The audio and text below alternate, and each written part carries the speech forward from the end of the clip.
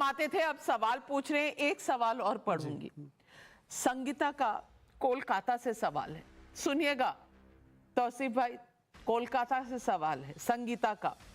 मेरी बेटी MBBS की पढ़ाई कर रही है, मुझे तो ये सब सुनकर डर लग रहा है।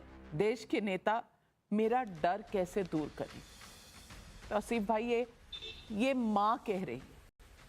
मैंने आपको 2 माओं के प्रश्न सुनकर, प्रश्न पढ़कर सुना है। देखिए राजनीति करिए आप लोग जितना मर्जी करना चाहते हैं, लेकिन इस माँ को कहां से हिम्मत दिलवाएंगे कि उसकी बेटी अबला नहीं है, वो शक्ति है, वो निकलेगी, वो शाम को रात को काम पर जाएगी। आप अगर सरकार में हैं तो आप उसको प्रोटेक्शन क्यों नहीं दे सकते? मुझे तो इस बात का जवाब दे दीजिए तौसीफ। और ये सवाल मैं हर पार्टी से पूछती हूं कि महिलाओं को घर के अंदर बंद करने की आप में हिम्मत नहीं है, वो निकलेंगी बाहर। आप सुरक्षा अगर नहीं प्रोवाइड कर सकते तो आप हैं क्यों सरकार में? सवाल इस बात का है। बिल्कुल नाविका जी, और बिल्कुल सही सवाल है। जो सरकार में चला रहे हैं उनकी जिम्मेदारी है कि वो सुरक्षा दे। महिलाओं को घर में बंद नहीं किया जा सकता। पर आपके मुख्यमंत्री के एडवाइजर ने यही कहा है, और आप किसकी बात कर रहे हैं? आपके मुख्यमंत्री के एडवाइजर ने यही सजेशन दिया है। और शहजाद पूनावाला, आज तक महिलाओं ने इतनी जंगें लड़ी हैं यहां तक पहुंचने के लिए। ये महिलाओं को वापस 4 दीवारी के अंदर बंद करने का षड्यंत्र कब खत्म होगा? देखिए, ये दुख की बात है तौसीफ जी, मुझे लगता है कि सवाल के गंभीरता को समझते हुए कम से कम अब आपका, देखिए, कम से कम अब ये समस्या के लिए एक निदान ये होता है कि हम बलात्कारी के साथ नहीं बेटी के साथ खड़े रहे। परंतु जब सरकार कहे कि बलात्कार बेटी के साथ होता है और सजा भी बेटी की होगी, सुनिए क्या कहते हैं। उस पे क्या इन्वेस्टिगेशन? प्लीज उनकी आवाज कम कराइए, प्लीज कराइए। जहां संभव हो महिलाओं को रात में नहीं निकलना चाहिए। अब मैं तहसीन पूनावाला से पूछना चाहता हूं। तहसीन पूनावाला तो मोरालिटी का सबसे बड़ा थैला लेकर डिबेट में बैठते हैं। तहसीन पूनावाला, बताइए कि महिलाओं को रात में नहीं निकलना चाहिए। वो उनका मूवमेंट था क्लेम द नाइट, आप कह रहे हैं कि फॉरगेट द नाइट। ये है। और तहसीन पूनावाला कहां है राहुल गांधी? और बाय द वे सीबीआई करने वाले, आज जब सुखेंदु जी ने कहा कि CBI must investigate the principal and the commissioner, आपने तो उन्हीं को नोटिस थमा दिया। भाई, आप सीबीआई प्रोब में इंटरेस्टेड है? ये दोहरे चरित्र छोड़िए आपका। मैं सिर्फ इतना कहना चाहती हूं, आप OTT प्लेटफॉर्म्स को दे दीजिए गाली। आप गाली दे दीजिए इस बात को कि लड़कियां अपने बॉयफ्रेंड के साथ प्रोटेस्ट पर निकली हुई हैं। जो उंगली उठाएगा उसकी उंगली तोड़ देंगे।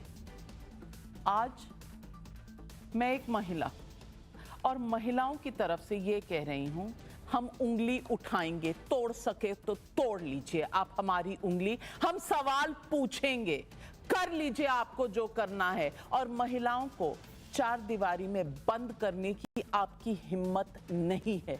महिलाएं निकलेंगी, महिलाएं काम पर जाएंगी। अगर आप सरकार में रहना चाहते हैं तो सुरक्षा दीजिए, नहीं दे सकते तो जगह खाली कीजिए, क्योंकि महिलाओं को पीछे अब कोई नहीं ले जाएगा। हम शक्ति से आवाज उठाएंगे और सवाल भी पूछेंगे। जो हमारी बेटी के साथ बंगाल में हुआ, भगवान ना करे किसी के साथ हो। और जो माएं अपनी बच्चियों के लिए डर रही हैं, डरिए मत। शक्ति से सामना कीजिए, क्योंकि जिंदगी तो एक जंग है।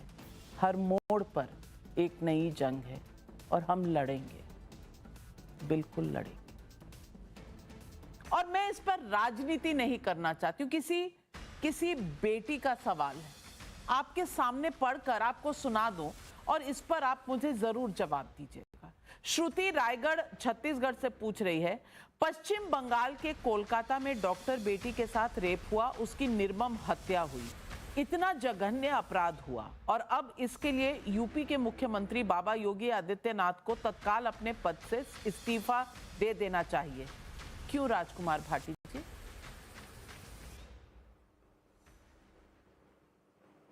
नहीं, श्रुति जी को ये बता दें कि एनसीआरबी के आंकड़ों के अनुसार उत्तर प्रदेश में 11 रेप रोजाना होते हैं, 11। और उत्तर प्रदेश में ऐसी ऐसी गंभीर घटनाएं हुई हैं। इस घटना के साथ ही ये डॉक्टर थी बेटी, यूपी में एक नर्स थी बेटी जो उत्तराखंड में नर्स की नौकरी करती थी। उत्तराखंड और यूपी के बॉर्डर पे उसको झाड़ियों में खींच के ले गया पर बदमाश, उसका रेप किया, उसकी हत्या कर दी, उसके दुपट्टे से गला दबा के। उत्तर प्रदेश में ऐसी 11 घटनाएं रोजाना हो रही हैं। चिंताजनक हर जगह की घटना है, लेकिन भारतीय जनता पार्टी जिस तरह की घटिया राजनीति करती है, मेरे रेपिस्ट और तेरे रेपिस्ट, ये अपने पार्टी से जुड़े लोगों को संरक्षण देते हैं। बनारस हिंदू विश्वविद्यालय में गैंगरेप हुआ एक छात्रा के साथ, एक वाक्य के बाद बीजेपी आईटी सेल से जुड़े हुए लड़के थे, तीनों की पहचान हो गई। बड़े बड़े मंत्रियों के साथ, मुख्यमंत्री के साथ उनके फोटो थे। वो मध्य प्रदेश में 1 महीने तक बीजेपी का प्रचार करते रहे, पुलिस ने अरेस्ट नहीं किया, जबकि तीसरे दिन उनकी पहचान हो गई थी। जवाब उस मुख्यमंत्री को बयान देने का कुछ शहजाद पूनावाला जवाब दीजिए। नाविका क्विक काउंटर जी। मोहित खान और वो बीएचयू के उस रेपिस्ट में अंतर केवल इतना है कि बीएचयू के रेपिस्ट को तो लात मारकर निकाला, मोहित खान को आपने बचा कर रखा है। और यूपी के बारे में आपने जो बोला, कन्विक्शन रेट बंगाल में क्राइम्स अगेंस्ट वुमेन का और यूपी में क्या है, 2.5% है बंगाल में, और यूपी में 71%, सबसे ज्यादा conviction rate on crimes against women का यहीं पर है, तो वो उत्तर प्रदेश में है। ये 11 रेप नहीं, 11 रेप की रिपोर्ट 100% होती है, क्योंकि महिलाओं को सुरक्षित महसूस होता है वहां पर रिपोर्ट लिखाने में। बंगाल में रिपोर्ट ही नहीं लिखवा पाते क्योंकि वहां पर पुलिस अपराधी और बलात्कारी के साथ खड़ी हो जाती है। सवाल कई है और सवाल इस बात का भी है कि क्या इतना संरक्षण है कि महिलाएं अपनी रिपोर्ट जाकर लिखवा सके बंगाल में? सवाल यह भी है कि जो अमृतराज हैदराबाद से पूछ रहे हैं, ममता बनर्जी तो महिला मुख्यमंत्री हैं, विक्टिम के घर कब जाएंगी, कब खुद इस जख्म पर मरहम लगाएंगी? जा चुकी हैं वो, शायद अमृतराज जी आपको पता नहीं, लेकिन वो जा चुकी हैं।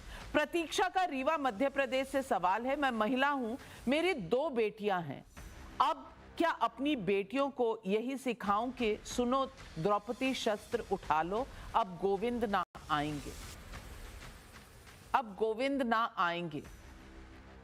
तौसीफ भाई, मैं आपसे सवाल का जवाब पूछ रही हूं। जिस महिला की 2 बेटियां हो, वो कहे द्रौपदी शस्त्र उठा लो, अब गोविंद ना आएंगे? आप समझिए इस सवाल के पीछे का इमोशन एक मां का, समझिए। बिल्कुल नाविका जी, ये ऐसी घटना है कि किसी का भी खून खौल जाएगा।